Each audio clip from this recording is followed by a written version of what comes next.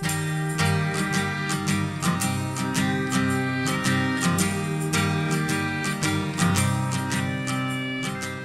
ready to go to Toronto. I leave on Sunday morning at 5 a.m. So yeah, we're filming the last show there. Maybe have some wine and pet clothes. So if you want to come over, that'd be really rad.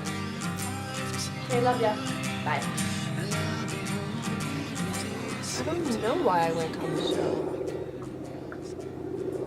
It seemed like a good idea at the time. I thought it would be good for my career. I thought it would be fun.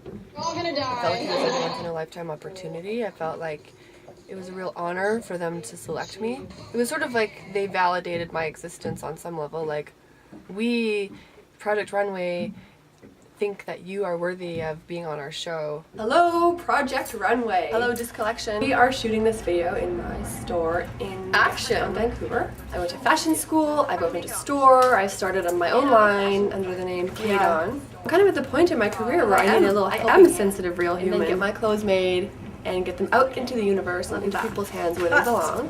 I felt really kind of embarrassed at first being on the island, being on the show. Somebody asked me for my autograph. I'm not really a celebrity, I'm just like a random weirdo that lives in the bush. That Tuesday's gonna suck because I actually, my original plan was to only... Well, Tuesday the show airs, we know. I can't decide if I want to get really drunk and pass out before 10 p.m. so that I don't have to watch it. Oh, look. Maybe I don't TV times, kids. Exactly. You know you're famous when. It feels totally random and strange. Like I am living on Galiano, just being my normal self, and there's me on TV. And it's really like surreal. Like, it's really trippy. Like the whole thing's a trip. Like when I'm at work and I'm serving like beer and burgers to the people that are watching me on TV, it's like really weird. I'm like, here's your food. Hey, there's me. Woo! Yeah, it's a party. When I was in town and we had the big opening, it was so fun. It was like probably like one of the most memorable experiences in my life. Like it was just, I felt like everybody that I knew and loved in Vancouver was in one room at the same time, and they were all so supportive and loving, and like it was like one huge group hug. Like, Kim, we support you, we're so proud of you, and that was fucking rad. Like that was it. That's all I needed from the show. Like just my friends and people being like, yeah, like even though you can be a fucktard, even though like you've disappointed us, like doesn't matter, like we're still like proud of you. And I'm having a hard time deciding like what I want.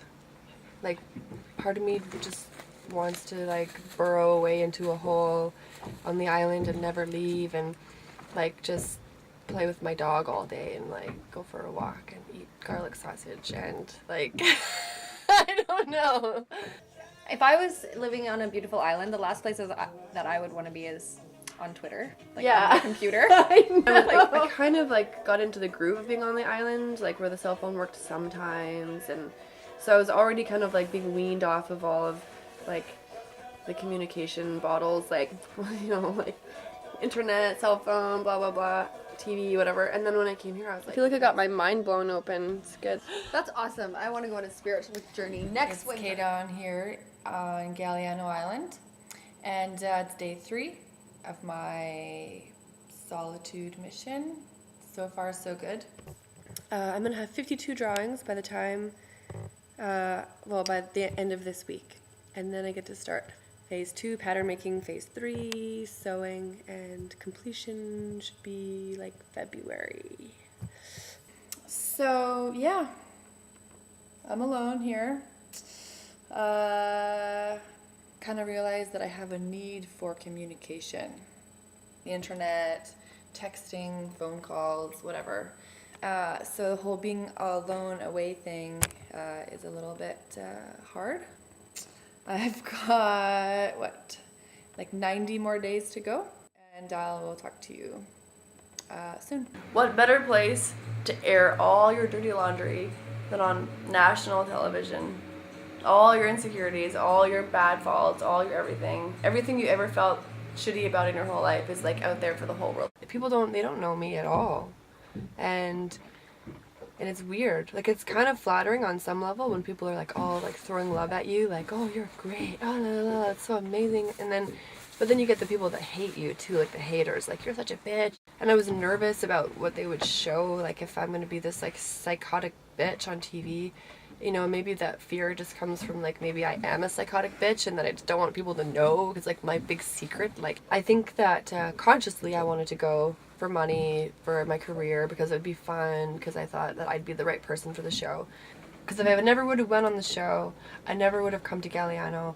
And if I would have never come to Galiano, then I would not have, like, this whole learning process would have never started. Or maybe it would have started, but not now, and not in this way, and not so intense and wonderful. So my subconscious told me to go on reality TV.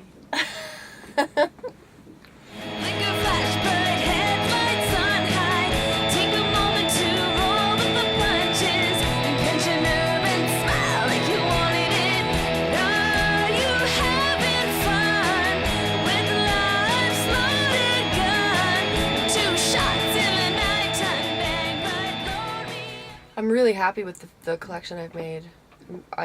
It's like, it was such a process. It was a beautiful, like, existential, like, yeah, it's not just clothes. Like, I mean, it is really, like, at the end of the day, it's just clothes, but it's not actually, like, and so I feel like lots of the clothes are like an extension of that belief. And I spent, you know, I don't know, like a week on this one dress, and I realized, like, subconsciously, it is like, it's the essence of the female side of God. Anyways, Yeah. I moved from downtown to like middle of like butt nowhere, so not having a phone was kind of okay. But now that I'm like back, it's sort of like, okay, I need to like talk to people Back and to civilization. yeah, exactly. It's been good though. What did you go down for? Just guys? Well, I was on this reality TV show. I rarely regret anything, even the really, really bad shit. Like, it's always a learning experience, so no, I don't regret it. It was really tough. It was really great. It was good and bad and like, like psychotic and weird and fun. And I learned a lot about myself on the show, like lots more confident in my skills. And so no, I don't regret it. And would I do it again? No.